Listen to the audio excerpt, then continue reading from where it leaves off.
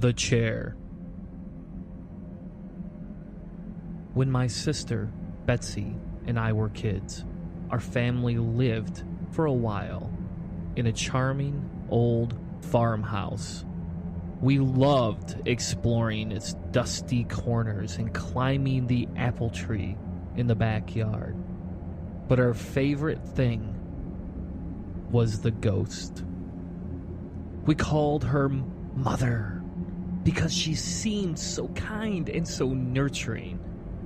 Some mornings, Betsy and I would wake up, and on each of our nightstands, we'd find a cup that hadn't been there the night before. Mother had left them there, worried that we get thirsty during the night. She just wanted to take care of us. Among the home's original furnishings was an antique wooden chair. We kept this chair against the back wall of the living room. Whenever we were preoccupied watching TV or playing a game, Mother would inch that chair forward across the room towards us. Sometimes she'd manage to move it all the way to the center of the room. We always felt sad putting it back against the wall, but Mother just wanted to be near us. Many years later, long after we'd moved out, I found an old newspaper article about the farmhouse's original occupant. A widow. She'd murdered her 2 children by giving them each a cup of poisoned milk before bed. Then she hung herself. The article included a photo of the farmhouse's living room with a woman's body hanging from a beam. Beneath her, knocked over, was that old wooden chair placed exactly in the center of the room.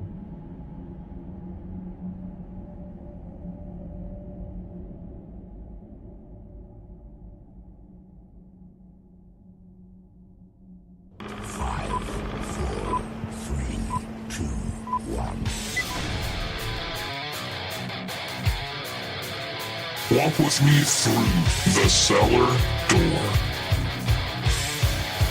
A storm is coming, Francis. A portal to a more skeptical world. Cellar Door Skeptics begins right now. Prepare for the revolution with your hosts, Christopher Tanner and Chris Hanna.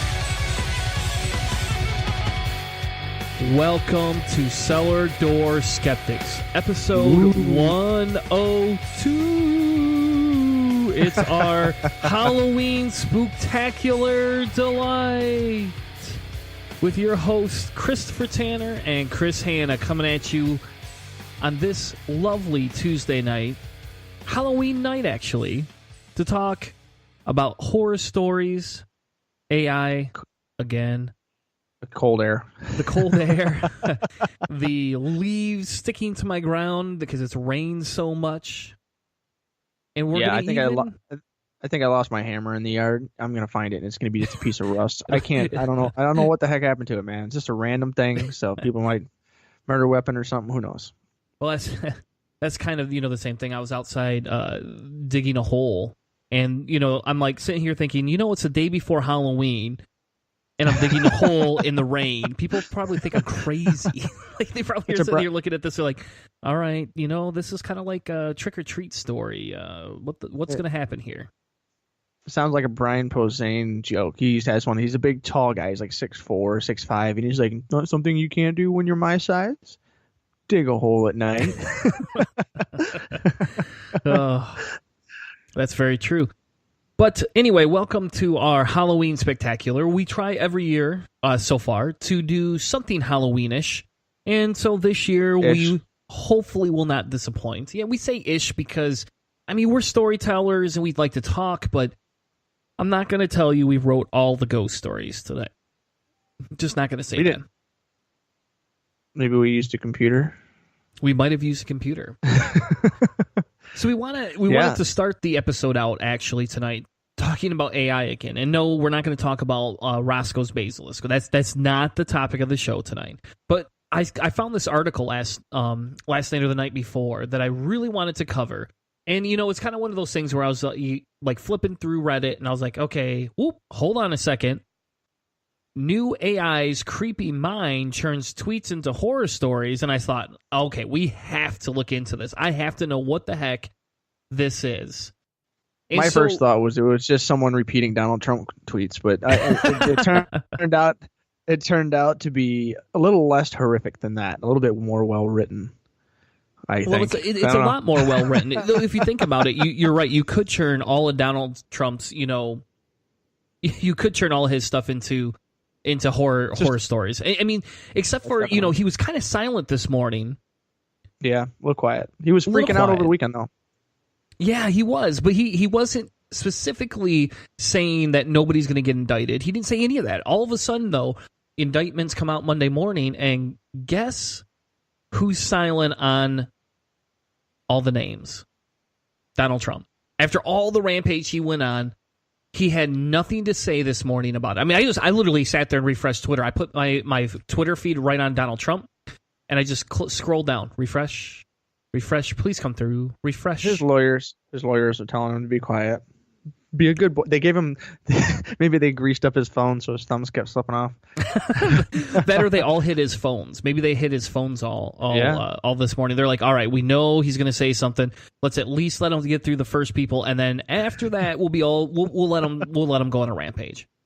Yeah, well, I mean, maybe they hired these awesome people from MIT to do a deep dive into his brain. So that's what this thing is here, right? This is like some kind of like MIT deep big data super horror story maker.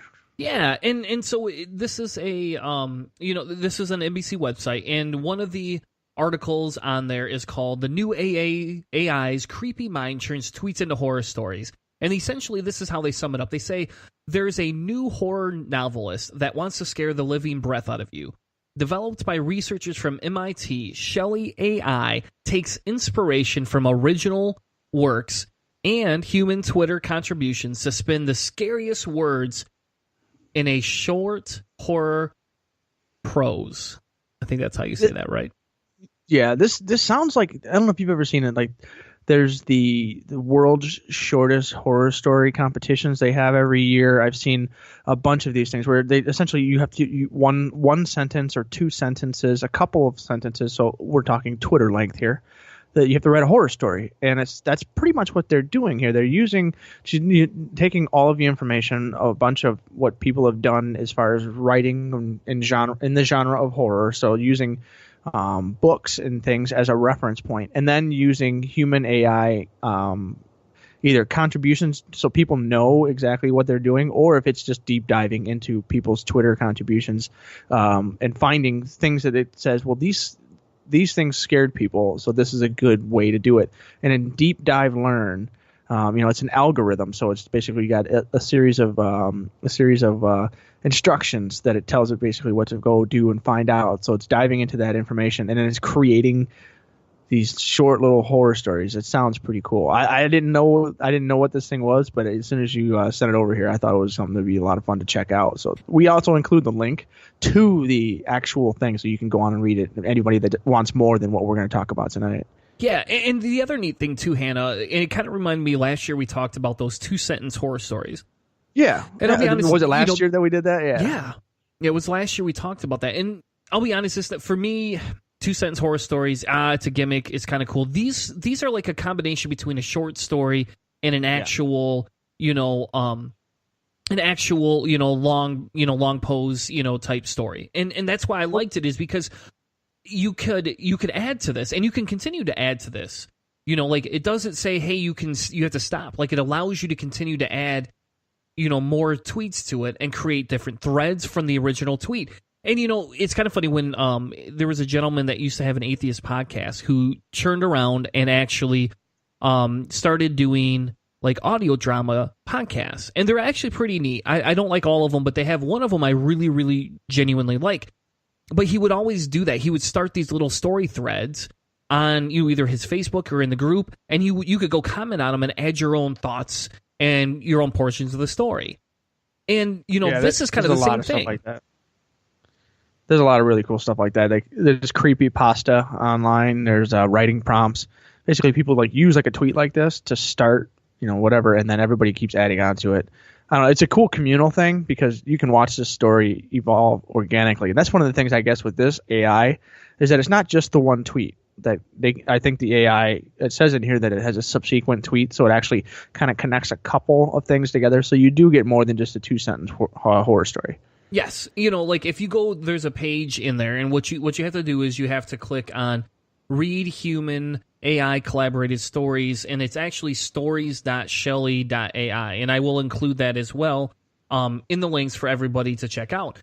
But that was the neat thing there, right, is that you can actually go read all the stories that came about from this. And, I clicked on the first one, what they do is I clicked on the first one's called Look Away. And it says, it looked at me and said something to me that I couldn't even look away from. It's time, Tim. And then you can see all the different stories that spun out from that. There's up to 7 stories for that specific thread. And Shelley actually tweets back at you. The AI is tweeting back at you as you're tweeting to it. So as you contribute, it's contributing right back based on what you said. That's freaky. That is freaky. I love it. That's cool as hell. Yeah, that's why I liked it. Because, we talked about the whole Roscoe's Baseless thing, right? And, that's kind of creepy, right? That if that ever would have existed, it'd be creepy if AI could take over and kill us all. But this is creepier almost because it's actually telling you a story back and it's actually feeding off you and it makes sense. A lot of it just makes sense. I like how it's just kind of in real time. That's one of the cool things. So it didn't take a lot of deep, philosophical forethought. This is accessible to everyone, so we don't have to have a deep philosophical argument. You can just kind of play with the entertainment on it, because in most cases, this is probably not going to be the startup core where artificial intelligence becomes self-aware and then uses Edgar Allan Poe as the main structure to create the future society where everybody gets killed by the pendulum. I mean, it won't be that won't be the pit and the pendulum future. So this is something fun that people can maybe get along with. We can write stories that are freaky and maybe bring people together from different walks and parts of the world, which I always love that kind of stuff. And Halloween's the best time of the year as far as holidays are concerned, because nobody's screaming at me to do anything besides eat candy, which is really the only thing. It's the only time of year I really eat a lot of candy, so I kind of get that too. Oh, yeah. And so, well, let's go through the rules real quick. I mean, there's not a ton, to talk about here. But essentially what it does is Shelley will tweet a new story approximately every hour. You are allowed to reply with up to 3 tweets for any given story. If you choose more than one tweet in your reply, more than one tweet in your reply, you need to rethread your tweets according to Twitter's guidelines. You may wish Shelley or others to continue the story. You should end your tweet with the hashtag #YourChurn. And then Shelley won't consider any tweet or multi-tweet thread that doesn't end with #YourChurn. So it's kind of neat. You're limited to your 140 characters minus your #YourChurn hashtag, inside of there. If you respond to a multi-thread Twitter conversation of Shelley's, you should reply to the last tweet in the thread, and then, of course, end it. It says again with #YourChurn hashtag. If you finish the story, you can optionally add # into the tweet. And then Shelley removes a number of different things when processing your tweet, such as hashtags, usernames, emojis, and different numbering. So you can't use 1 of 3. You literally are limited to 1 tweet. So that's what's cool. And so it gives everybody that opportunist, right? It's not just you, Hannah. You can't go on and monopolize all of them. Well, I guess you could try. But I guess that was my first thought. I don't know how many people are participating in any one tweet, if Shelley like knocks out a bunch of them or not. Because I mean, the Twitterverse is a pretty rapid place. Like if you're like really sitting there thinking about, man, I really want to get this in and working on your sentence, you get on there and like 18 people have continued the story and someone hit the end already, and you're like just sitting there waiting. Wait, I had an idea. It's already gone and passed. So I don't know how fast it is, but I guess the thing is, if people, if this is really popular on there, that you kind of got to get in there quick while it's hot to get what your contribution is on. So I don't know. We'll see if it's fun or not, if I get slammed out when I try to participate, or if it's, pretty leisurely pace where you can kind of spend some time and think up something pretty cool and it doesn't shoot past you while you're trying to make something neat. So I guess that would be the only turn off that I could think of, is if it just goes so fast that you can't really participate, or if it's, more laid back and everybody can kind of get a word in. That would be fun. And it is. It sounds like fun. So hopefully we included all the links into the description, and hopefully everybody actually goes and checks out Shelley.ai, or you can check out stories.shelley.ai. And again, we included the link to the Reddit thread as well, for No Sleep Reddit thread, which is kind of where this whole thing started from. If you also make a really cool one, link us to it or send it to us or shoot it on our Facebook page or on Twitter, CellarDoorSkep, and let us know what you write. Yeah, tag us in it. I think you could tag us in it without actually, putting at Cellar Door. I think you can actually tag people now. And we would love to hear your guys' contributions, and if we want to start something like this on our side, we're more than happy to participate. Play along. Yeah. So again, thank you all for joining us for this. We're going to take a quick break, and when we come back, Hannah's going to be talking to us about CRISPR number 2, a little bit of science in his deep dive segment. We'll be right back with more Cellar Door Skeptics. This is Ishmael Brown, the HNIC from the Angry Black Rant podcast, and you're listening to the Cellar Door Skeptics. If you'd like to join the ranks of Patreons and sponsor the show, head over to patreon.com/Cellar Door Skeptics. For less than a 20-ounce soda or an energy drink each week, you can help sponsor us, the hosts, and our charity of choice. Patreon helps Cellar Door Skeptics create better content, become better activists, and it's going to help you stay healthier by drinking one less soda or one less energy drink each week. Click the link in the notes of the show to sponsor us today, because we bring the discussion with the sources.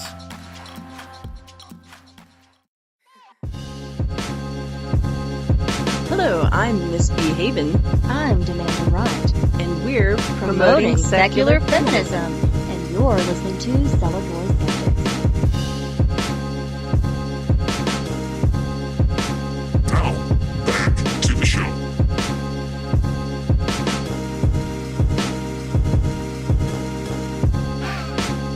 And now, off the deep end with Chris Hanna. And welcome to the second installment of the inaugural topic of Off the Deep End. After surviving that first term-heavy introduction into CRISPR, we are now going hunting in the real world. The target, authentic application of the gene editing tools and the immediate results. Remember, this technology is around 5 years of age. So with that scalar limitation in mind, please have a seat in what may feel like a Jurassic Park ride through the human genome. In October 2016, a lung cancer patient in China became the first of 10 people in the world to receive an injection of cells that had been modified using CRISPR, the journal Nature reported. In the race to use CRISPR in a real live human, China won. But the U.S. is close behind, with a series of CRISPR human trials set to start next year. It's a scientific contest that has other scientists watching with amazement. I think as a medical researcher, that's really exciting to me, to think that different countries could actually be in a race to develop medical cures and treatments for human diseases. And there could be nothing better than countries throwing a lot of money into medical research. The researchers, led by oncologist Dr. Lu Yu at Sichuan University in Chengdu, modified the immune cells taken from the patient's own blood and disabled a gene that produced a protein that cancer cells normally hijack in order to divide and multiply. I think it has surprised the scientific community itself, even how rapidly it's been taken up, and what's amazing is the number of applications that people have come up with. CRISPR-altered cells had never been tried in humans until late last month, when Chinese scientists studying lung cancer removed cells from a patient, used CRISPR to edit them, and then re-injected them to see if they'll prompt the body's immune system to attack the tumor. The hope is that without the protein, the cancer cells won't multiply and the immune system will run out. As the CRISPR excitement builds, there's still the sobering fact that these experiments might not work. Sometimes CRISPR makes genetic mistakes. There's the risk of dangerous side effects, and the reality that it will still take years before any successful therapy using CRISPR technology will be ready for widespread human use. Kelly Crow, CBC News, Toronto. Research teams in the United States are also eyeing ways to use CRISPR to fight cancer. Dr. Carl June, Director of Translational Research at Abramson Cancer Center at the University of Pennsylvania, and his colleagues received approval in 2016 from the National Institutes of Health to conduct a clinical trial on 18 cancer patients in late stages of melanoma, a skin cancer, sarcoma, a cancer of soft tissue, and multiple myeloma, a cancer of bone marrow. According to a statement of the university, for this clinical trial, researchers will use CRISPR to alter 3 genes in patients' own immune system cells in hopes of getting those cells to destroy the cancer cells in their body. Researchers at Temple University in Pennsylvania have made a medical breakthrough in the treatment of HIV. By using a gene editing tool known as CRISPR-Cas9, they were able to remove the disease from cells of infected mice. Eradicating HIV, the virus that causes AIDS, has been an uphill battle. Not only does the virus infect the very immune cells in the body that attack viruses, but it is also a notorious mutator. After HIV hijacks a cell in the body and begins to replicate, it generates many genetic variations of itself, which helps it evade drug therapies. This drug resistance is a huge problem in treating people who are infected with HIV, according to the World Health Organization. CRISPR has HIV lined up in its sight, though. In May 2017, researchers at Temple University and the University of Pittsburgh used CRISPR to snip the virus from the cell it was infecting, shutting down the virus's ability to replicate. Associate Professor Wen Hu, who co-authored this study, told me that his team introduced HIV-1 into mice using 3 animal models. This use of the technique was the first time researchers had demonstrated a way to eliminate HIV from infected cells, according to the researchers led by Chen Lang, a virologist at McGill University in Montreal. The HIV delivered to the humanized mice established a chronic latent viral infection. You will use your antiretroviral treatment that suppresses the virus, but the virus still hidden in the body, in the cell. So that's called the HIV latent. So the major issue in this field is how to remove the latency. By using CRISPR-Cas9, researchers not only successfully removed the virus in the first 2 models, they also removed latent viral fragments from mice in the 3rd model. They reported the results of their study in the journal Molecular Therapy. Malaria kills hundreds of thousands of people per year. In 2015, the most recent year for the World Health Organization's statistics, there were roughly 212 million malaria cases and about 429,000 malaria deaths. Malaria is caused by a group of microorganisms, Plasmodia. Very weird microorganisms that consist of just a single cell. They're parasites that completely rely on mosquitoes. Malaria always starts with an insect bite. Among the symptoms are high fever, sweats and chills, convulsions, headaches, and sometimes vomiting and diarrhea. If malaria breaches the blood-brain barrier, it can cause coma, neurological damage, or death. The mosquito is the perfect carrier for human diseases.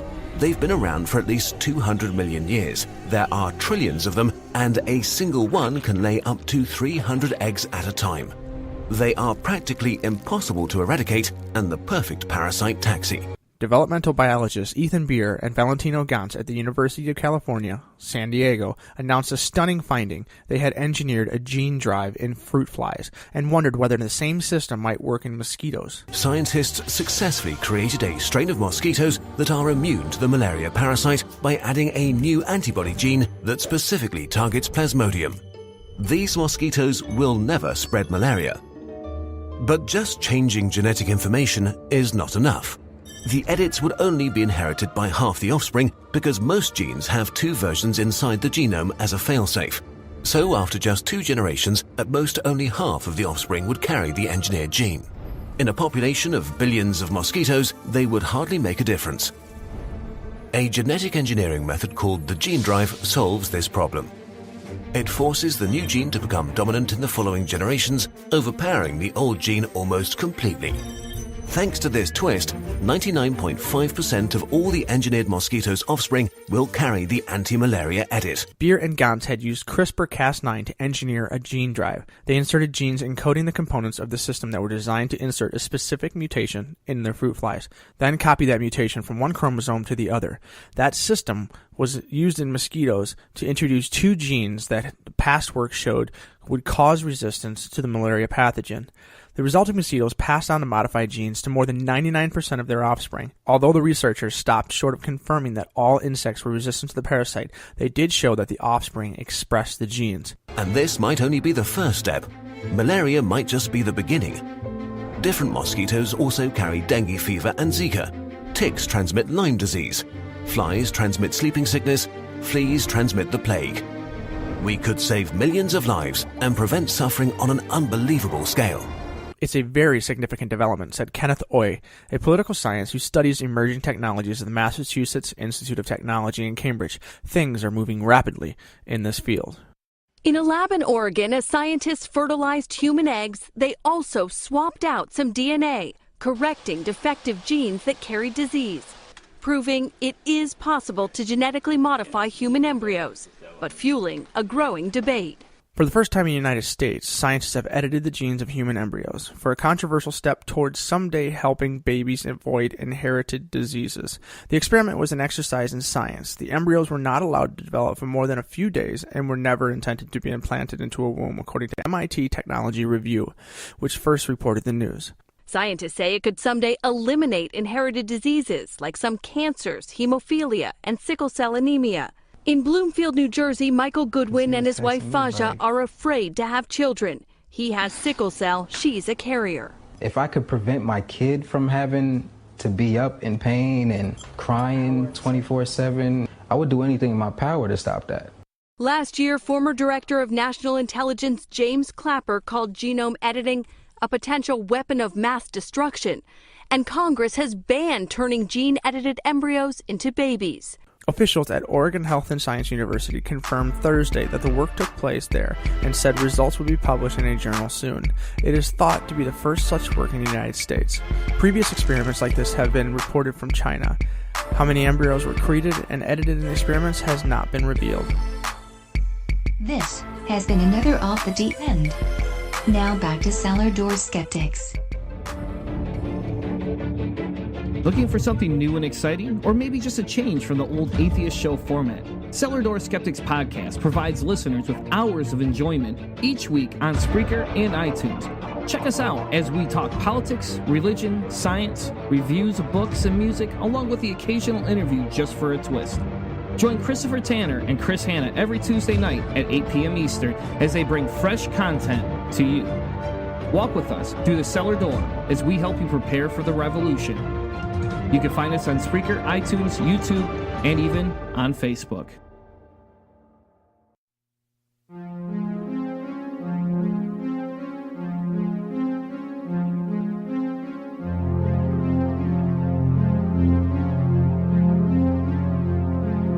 Nunchucks.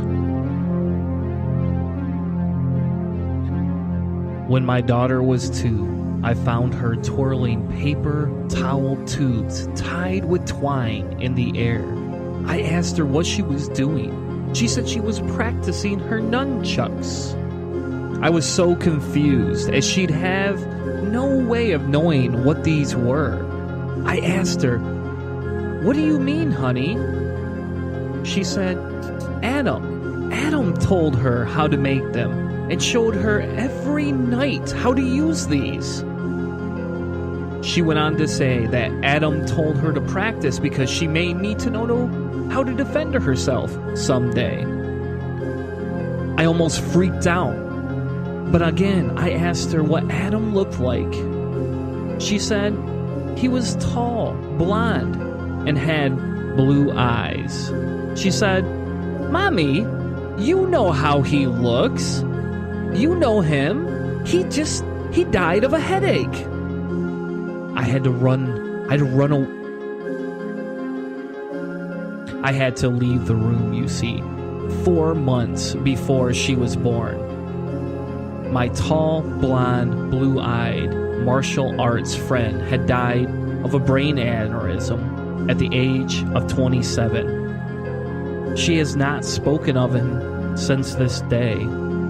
So I'm not sure if I scared her with my reaction or if she has completed her lessons.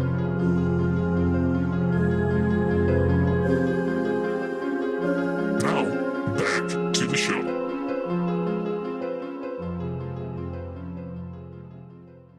President Trump, you've gone on and on and on about how strong you are, how tough you are, and about how you are going to stand up to Wall Street.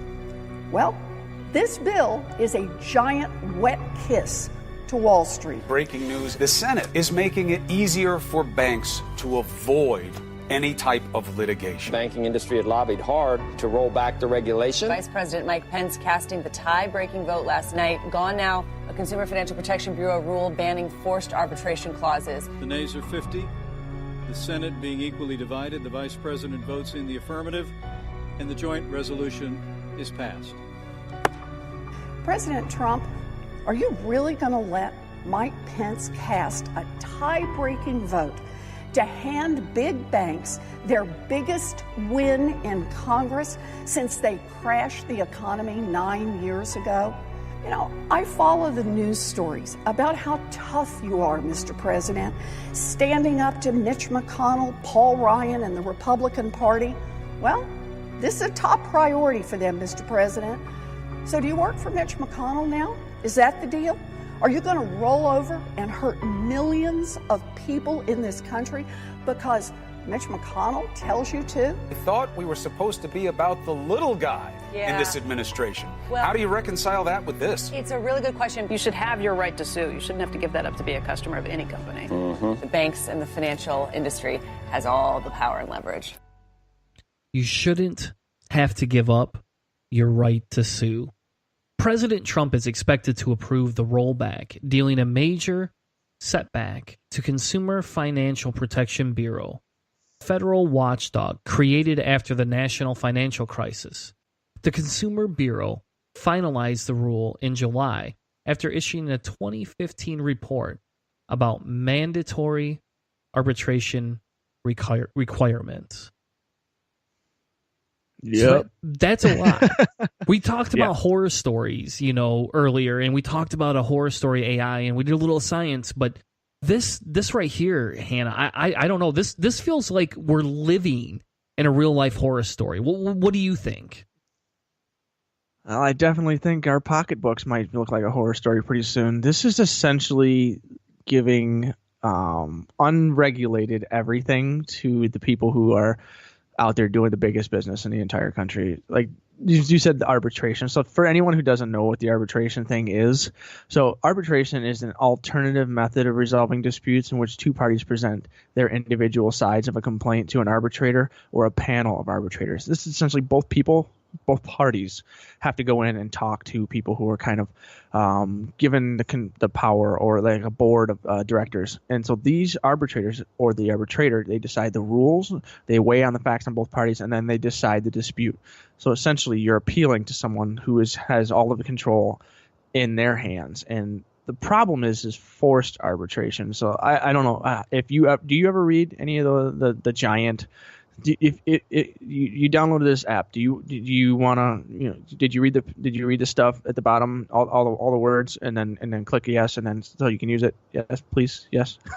Yeah. How many times do you read that? I mean, South Park did a whole episode. I wish I had thought about that before we talked about this. I would have pulled that South Park clip too, but something that a whole episode about the Apple thing, because Apple continues to have crazy long ones, and they're super supportive of big business and not the consumer.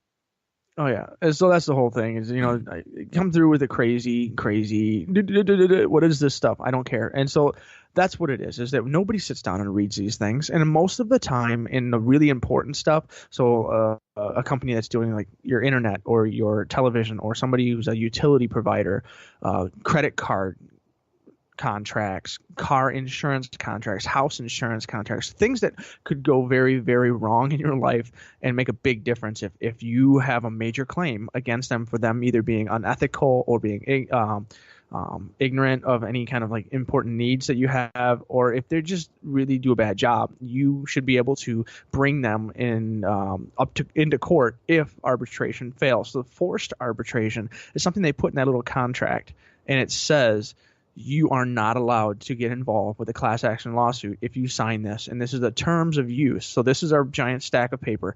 You sign this to use our stuff. And the only way you can use it, though, is if you give up that right to join a class action lawsuit against us. So they force you, if you ever have a claim problem with them, to sit in front of a judge or a probate type thing or whatever would be a good I guess our arbitrator or something that you would see as somebody that would be making that decision for you. But sometimes one person going up a giant mega conglomerate isn't gonna they have a lot more power, money, and time than you do. Yeah, and exactly, and this kind of reminds me of a topic we talked about. I think it was about 2 months ago when one of the largest credit providers had their services hacked, right? And everybody was worried that our financial information was stolen. And so what did they offer? Emergency protection services, right? Check if you've been doing it. Oh, but you got to sign this clause that, by the way, says you can't sue us now. So we're going to offer you protection, but only if you agree to not sue us. How shady is that? And we covered that 2 months ago, man. 2 months ago. Yep, Wells Fargo and Equifax and all of the major financial institutions that have really put their shoe in their mouths. I mean, they really eat in their fedoras. These people have done a poor job at just existing in general. And class action lawsuits are. Here's the thing. The benefit of a class action lawsuit is the payouts for arbitration versus class action lawsuits is higher for arbitration. You typically get more money if you go into arbitration. The benefits and so obviously in class action you get less money on average because it's a ton of people getting together to take down the big guy. And so much less arbitration goes in and it is followed all the way through completion. But class action lawsuits, since these people have pulled their resources together, they can afford to pay a lawyer to really do a full job to suing these companies. And what I see is the benefit of only getting a little bit of money from a class action lawsuit, but you get to hold the mega rich global giant corporations, and sometimes even not too big, but like local regional companies that really need to be put their feet to the fire. They need to be held accountable for their actions. And this is the case where, and on top of that, I mean, class action lawsuits where our company is found guilty, these things are big news. It's usually spread out all over the internet and television. So, it's slapping them on the face in public where they deserve to be punished. It's kind of like, the watchdog idea, the Consumer Protection Bureau. It's trying to keep people ethical and keep the rules that matter, because if you deregulate, we have things like the crash in 2009. I mean, that is a logical result to it.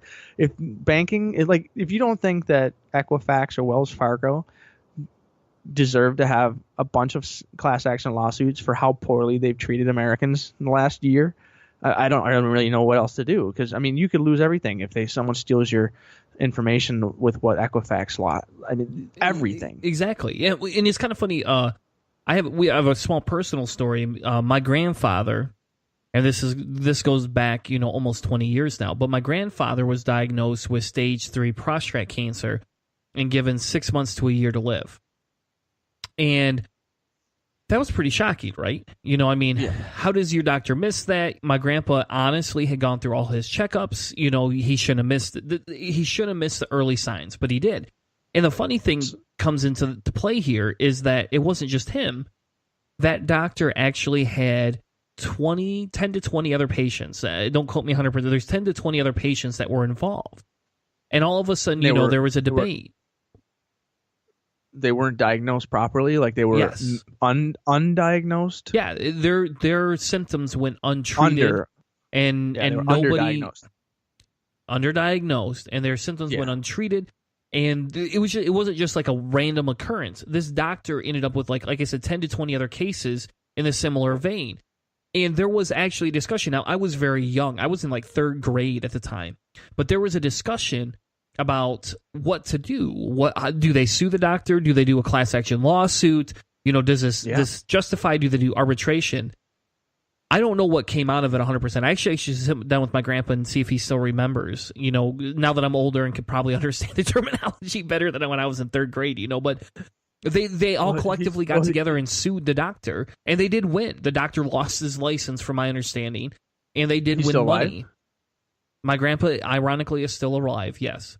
Wow. So they caught that 6 months, and they were able to take care of whatever needed to be taken care of to stop the spread. That's amazing. Yes. And, he probably, again, you can't say, hey, now 20 years later, he's in his mid-80s, and, he should not technically be alive, And again, it's funny because he'll thank God and think it's this big religious thing and that God saved him. But if you look at some of the other people, they weren't as lucky as he was. Some of the other people on that suit were nowhere near as lucky as my grandfather was. That's unfortunate. There was weirdly a direct opposite in the Detroit area. There was a guy who was over-diagnosing cancer and just filling people with chemo and all kinds of really, really bad things. He was caught and found guilty. As far as I know, he's in prison now, which is exactly where he should be. But I think people had died. I think he had over-diagnosed pain meds and that had killed people. This was a really big story that I remember a bunch of people in the Detroit area were talking about. That's the kind of thing here is that arbitration against someone small like that. So a few people. Let's say, okay, we'll get in front of some kind of local people or whoever would be in charge of some kind of medical arbitration like that. I'm not exactly certain, but let's say this person was in charge of a major pharmaceutical industry, and they had made some decisions that were unethical, and some chemical had gotten into medicine and was causing either the medicine to be completely unusable or had negated any kind of benefits or effects. But this is after all of the FDA approval and everything. This person just decided unethically to make this medicine worse, so either hurt people or just doesn't work anymore. That person would essentially be responsible for all of the bad things that had happened. That major corporation would no longer be liable for a grouping class action lawsuit that would distribute billions back down from this mega rich pharmaceutical company back into the people's hands, even if it wasn't much, but kind of knock them down a couple of pegs. They would force anybody who gets wronged by this company to go into arbitration. So one person at a time would have to go in, and there's a certain amount of money that you have to pay, like $100 to start up an arbitration, and you have to have a lawyer. You got to pay for it. And it takes time. There's multiple meetings. There's all kinds of stuff. You have to present your case. And I just don't – what they say is what typically happens is that people go up against a big, giant company like that, and they don't go complete into arbitration because they think, I'm a little guy. There's no way I can win. So the number of arbitration disputes that go in and get completed is significantly lower because it's, one guy against the big corporate whatever. And that would be the same kind of case here. It's I don't know if I would have the time, the wherewithal, the cash on hand to try to take on some mega corporation if they screwed me over like that theoretical pharmaceutical situation that I had there. Or let's say Equifax lost my information and I lose every tiny bit of my credit rating that I've spent so many years stoking up so that I get good credit rates when I take out a loan. Let's say if they ruined it, I had a 300 credit rating. I would need some kind of fix for that. And it's hard. It takes a lot of money to fix stuff like that. In arbitration, would I be able to fight major Equifax? I don't know. But in class action lawsuits, when 130 million people get together, because that's about how many people lost their information, maybe they could destroy Equifax completely and never have anything like that happen ever again, because people would be so afraid to lose all their information that it would shape the market to be more ethical and responsible with that information. That's the benefit to class action in my mind. Yeah, and you're right. So there is that benefit. But if you also look at the other side of it, though, Hannah, you look at what is the payout, right? The average arbitration payout is over $5,000 compared to $32 for a class action lawsuit. the cost for preparing it is $200 for an arbitration compared to $400 for a federal action lawsuit. So it's going to cost double, if not more. And so that's if you do it by yourself. But yeah, exactly. And you're right. But that's all it's saying is that, should we be allowed to have the differences, right? And should we be allowed to file these lawsuits to banks and credit card companies and financial services that hold us, accountable and run our lives? I mean, think about it this way. Like my mother-in-law is over 65. Her spouse is deceased. He's the one that held the job. They were blue-collar workers their whole life. They saved very well. But guess what? In her retirement now, guess who won't give her a loan? Even though she has credit better than I guarantee you have. She has top-of-the-line credit, always has. She can't get a loan because of these banking companies. Now imagine if her credit got ruined on top of that. She'd be financially destroyed.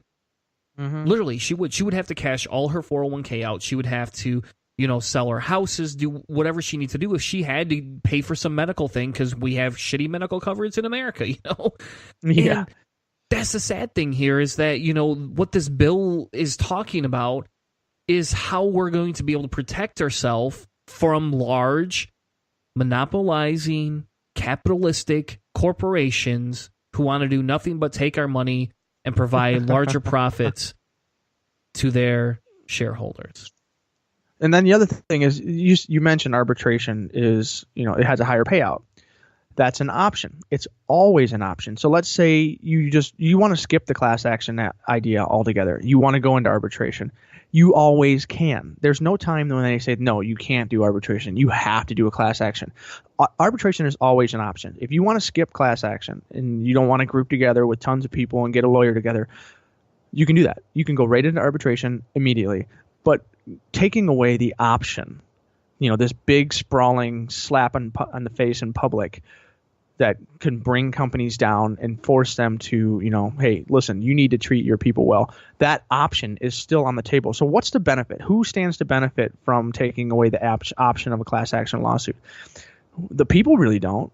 I mean, there's not going to be that much of a big benefit. There's not going to be that many more people that are going to go into arbitration and complete it, because it says in one of the the sources that we'll include this that it's they don't typically go into full completion, and the total amount of payouts, the number of them is lower, so the payout is less. But when class action lawsuits are completed, they typically take a lot longer. It costs a lot more money, but they'll distribute billions of dollars back into the corporate or back into the economy. It may not be a ton per person, because the average, like you said, was $32 per person instead of the $5,000 per person. But just having that option there, so like there's never a chance when that's not going to be something that companies should be afraid of, that we can pull that off. No, and I actually agree with you. I have to play the devil's advocate a little bit, because we want to be skeptical about this. And in all fairness, arbitrations, are better for us as consumers, in all fairness. But the problem is, on a large scale, depending on who we're going against, is the problem. Yeah. In the case of with my grandpa versus the doctor, he's not a large corporation. They could afford to hire a lawyer. They did. The lawyer I use the same lawyer. He got me on a lot of stuff too. So he's a really good lawyer. But in all fairness, that lawyer helped him. But we're talking people that make a lot more money and large corporations that make more money. And are they going to be able to close the doors? Well, according to Vice President Pence, guess what? Now they're going to force you as an individual who makes less than $100,000 a year, probably less than $50,000 a year sometimes, and if you have kids, probably $20,000 a year, to go now fight a corporation that can literally, cycle, millions and millions of dollars against you. How are you going to win that? And what does that say about our court system, that they're willing to look at money over the good of the people? Well, that's the other thing. This is actually outside of the court systems. That's one of the other things. It says arbitration is a private system without a judge, jury, or a right to an appeal. Arbitrators aren't required to take the law and legal precedent into account when making their decisions. There is no appeal or public review of decisions. Ensure the arbitrator got it right. That's freaky. I mean, this is outside. This is kind of like when you hear like we reached a settlement outside of the court so that you could skip the whole. This person was found guilty or this company was found guilty. Then it says on here, this one you'll probably get your little your hair is up in a bind here. It says employees cannot sue for discrimination, harassment, abuse, retaliation, or wrongful termination.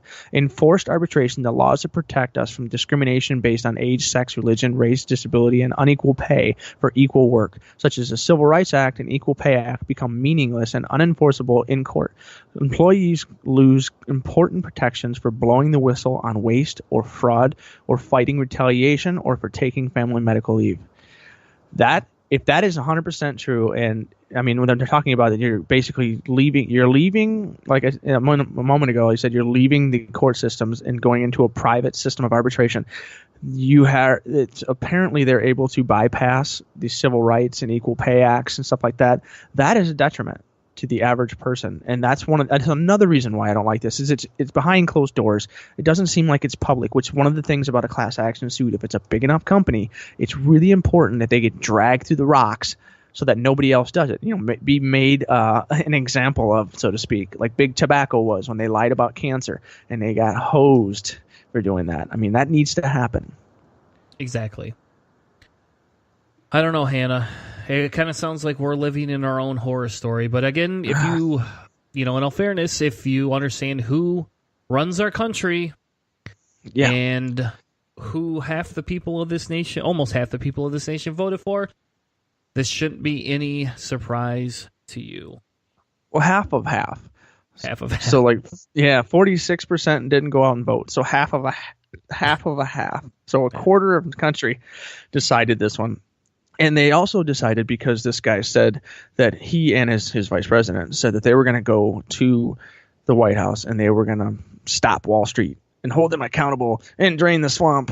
And they filled the cabinet with a bunch of J.P. Morgan Chase people, Russian money launderers, and apparently Wall Street investors who love the idea of getting away with stuff like this. So I don't know. I'm not seeing a whole lot of promises kept from these guys. I'm not either. Well, I think we burnt the topic out. I think we're going to take a quick break, and we're going to end the show with a 15 to 20 minute horror story that will get your goosebumps going about as much as having us listen to us talk about how the federal government just took your right away to sue, but leaves your right to own guns and murder lots of people. We'll be right back with more Cellar Door Skeptics. This is Trav Mamone, host of the By Any Means podcast, and you're listening to Cellar Door Skeptics. Prepare for the revolution. We have cookies. Considering how you want to help Cellar Door Skeptics, head over to iTunes or your favorite podcast app and give us a rating, because every rating helps push us in front of new listeners. And since our main goal here at Cellar Door Skeptics is to provide the most accurate information possible, we hope that more ratings will mean that more people get to hear the topics that we're presenting. We don't insist that we get a 5-star rating, but Hannah's favorite number is 5, and the more gold stars he gets, the more special he's gonna feel. So what do you say? Head on over to iTunes or Google Play, give us a rating, and help engage with Cellar Door Skeptics today.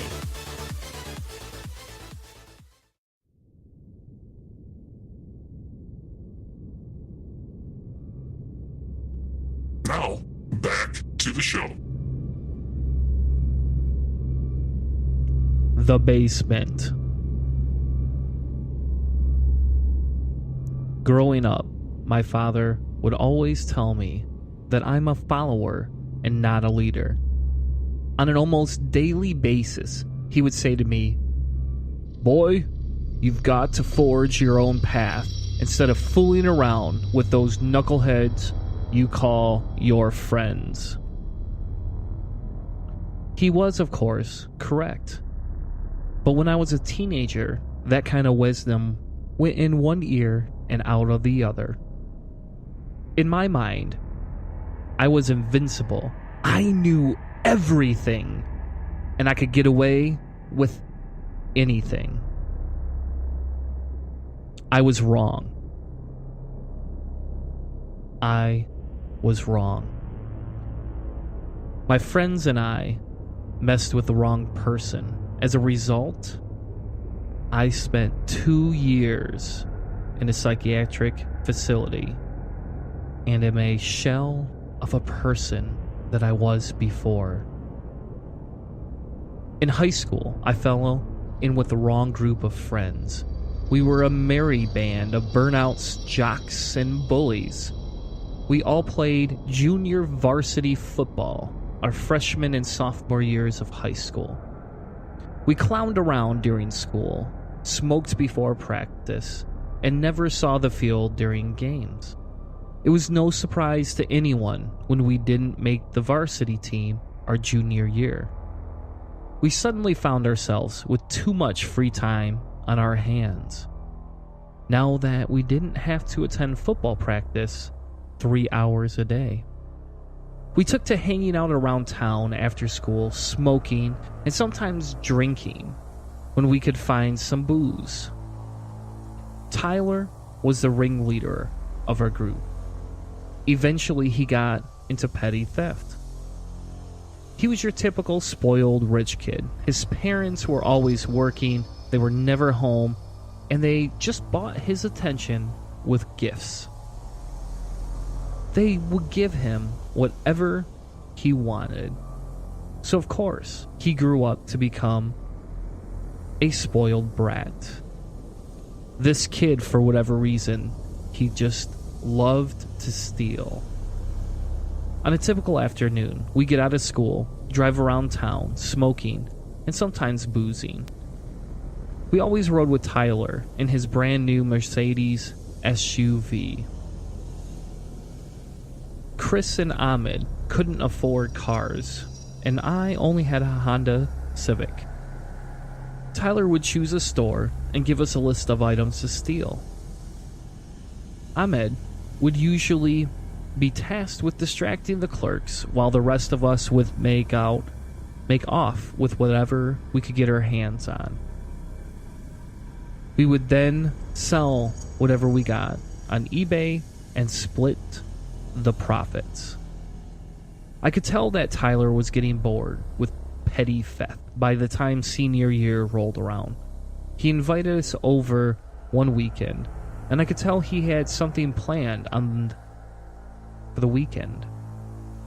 We ripped some shots of tequila, played video games till midnight. Then Tyler said he was bored and wanted to go joyriding around town. However, once we were in the car, Tyler drove us farther outside of the suburbs and away from town. He refused to tell us where we were going until he stopped outside a large house.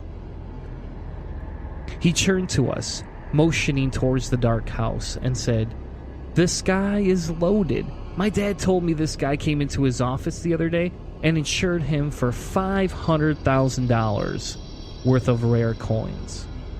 Chris pumped his fist in the air and drunkenly slurred, "Hell yeah, man. Screw this guy. Let's get paid." Tyler extended his fist to Chris and said, "That's my boy," and turned to Abed and me and said, "What about you two?" Abed looked at me and then down at the floor. I don't know, man. Stealing from a store is one thing, but breaking into a guy's house, that's pretty serious." Tyler's face reddened, and I could tell that he was about to tear into Abed. Me, being spineless and hating confrontation, jumped in and said, "Dude, you could buy a sick car for yourself if we got all these coins." Tyler regained his composure.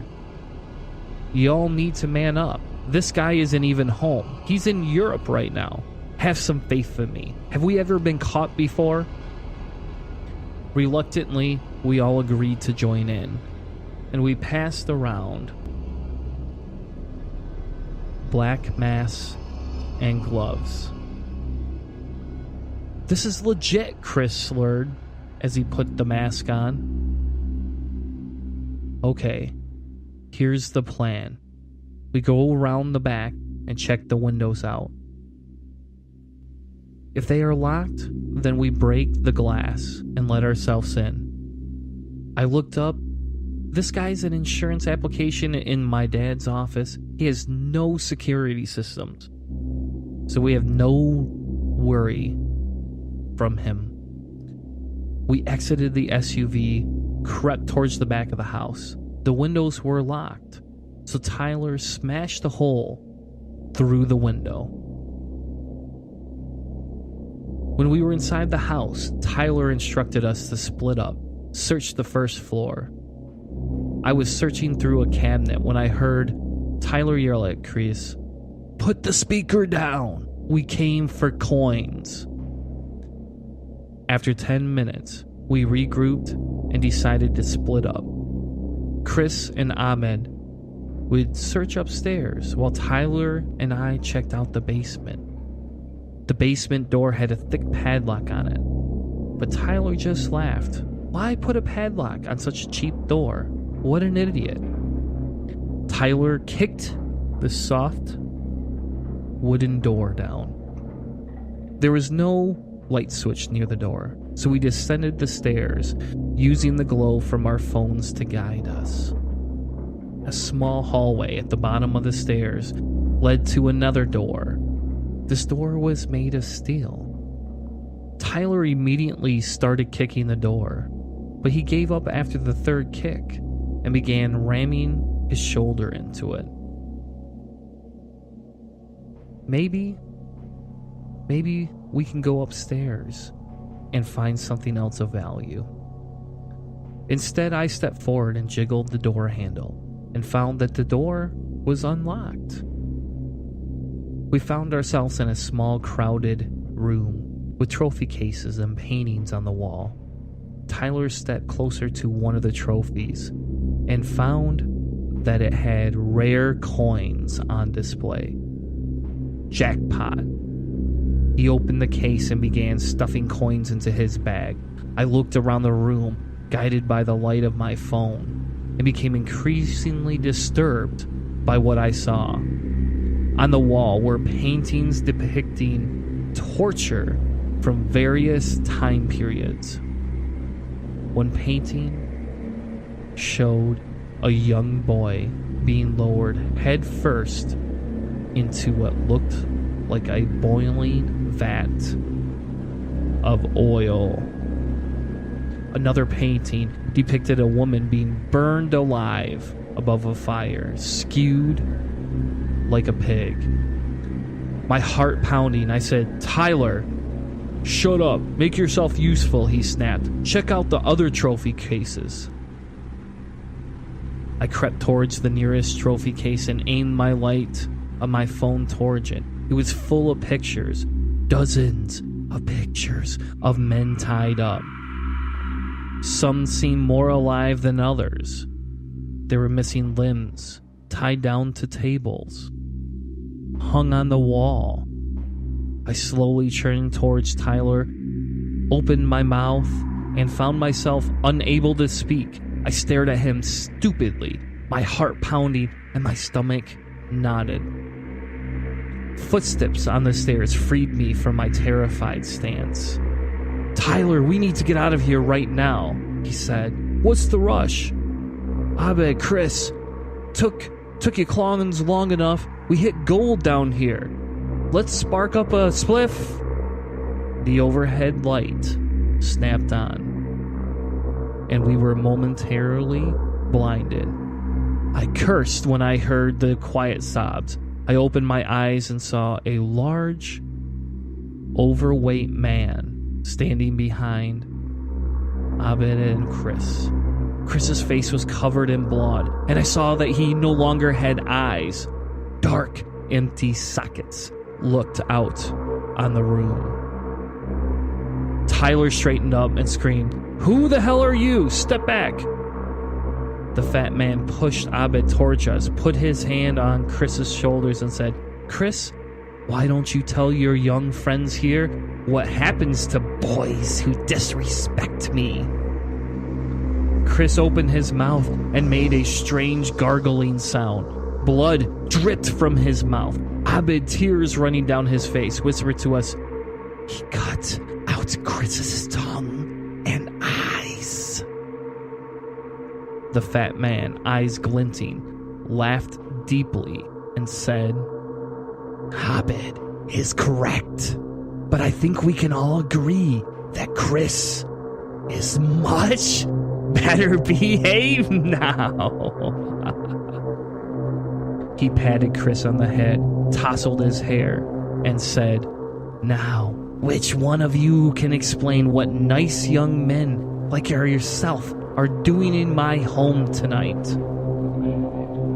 Tyler took a step forward, raising his fist. "You have no idea who you're messing with." The fat man chuckled, jowls jiggling, and raised a small pistol. Tyler paused for a moment, contemplating the gun in the man's hand. "You boys can call me Mr. G, and you are going to do exactly what I said," said the man. He nodded towards me. "You take down the painting behind you and twist the doorknob." I did as he instructed, and a secret door in the wall opened, revealing a large circular room behind it. "Move along now," he said cheerfully. The three of us slowly moved into the room, with the fat man not far behind us. In the center of the room stood a stainless steel surgical table. The peripheral of the room was filled with a variety of torture devices that looked straight out of the Dark Ages. For my history course, I recognized a torture rack, a Judas cradle, an Iron Maiden, and a large vat sitting over a propane burner. Mr. G put his left hand into his pocket and pulled out a black plastic comb. He combed back his dark, greasy hair while still pointing the gun at Tyler. "Where do we go from here?" he mused. "Only one of you is going to be able to leave my house tonight. Who should it be?" A dark spot grew on Tyler's crouch. The smell of urine filled the large room. Tyler pointed a trembling hand towards me and Abed and said in a quavering voice, This was all their idea. They dragged me into doing this whole thing, I swear." Mr. G's brow furrowed, as if he were seriously considering Tyler's words. He smiled at Tyler and said, "I believe you, Tyler, but the only way you can leave is if you help me tie your friends up. There's some rope over there," on the wooden table. A look of relief came over Tyler's eyes.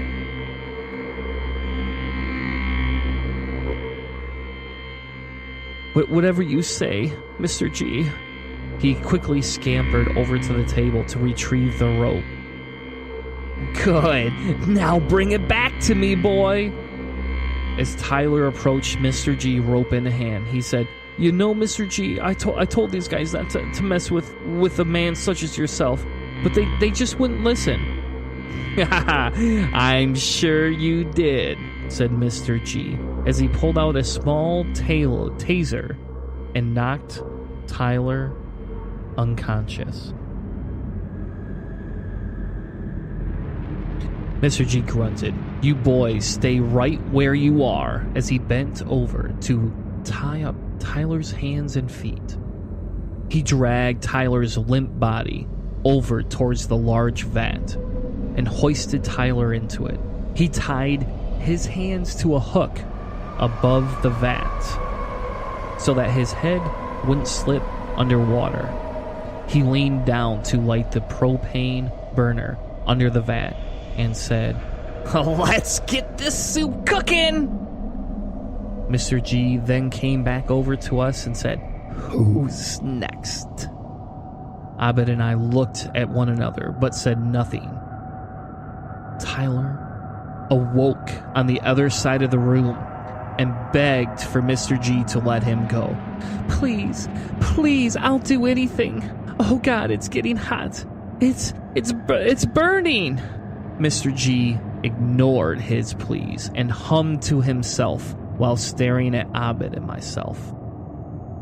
Tyler's pleas became shriller until they turned into one conscious scream, lasting for minutes.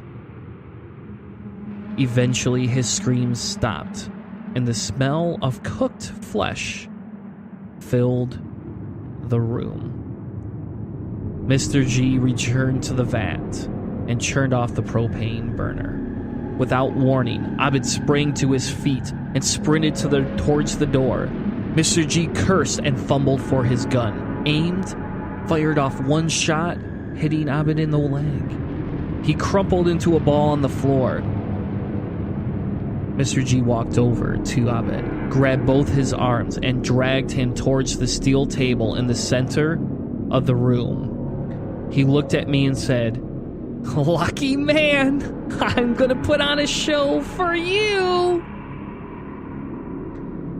They were 10 feet away from the table when I made my move. I used every bit of energy I could muster, and I sprinted towards the monster standing in the middle of the room.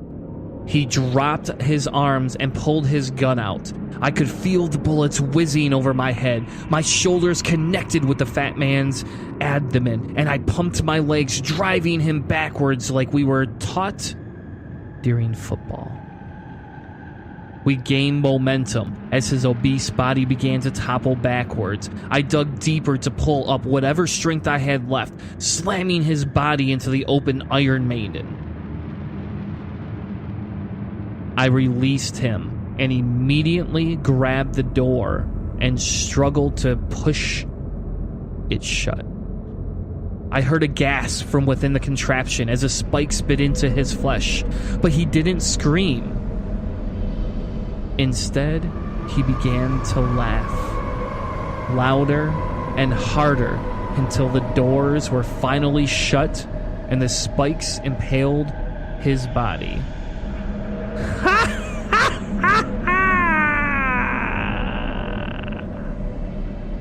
Then there was only silence. I churned and retrieved Abed, supporting his weight against my shoulder. Slowly, we made our way out of the basement and called the police. The police found a dozen more bodies in a freezer behind the torture room. Unsurprisingly, I was a nervous wreck for years after the incident. Only with intensive therapy have I been able to obtain something that resembles a normal life. The death of my friends were awful, of course, but the sound of Mr. G laughing during his final moments are what haunt me to this day. When I close my eyes, I see his eyes twinkle, his jowls jiggle, and his laugh as death closed upon him.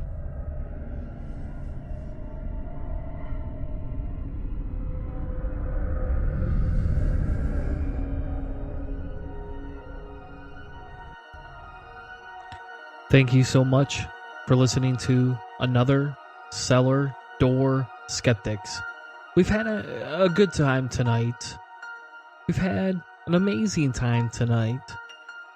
And I just wanted to leave you with this outro. As much as we like to talk about scary stuff and about things that go bump in the night, we wanted to ensure that everybody understood that next week we'll be back with a little bit more serious episode.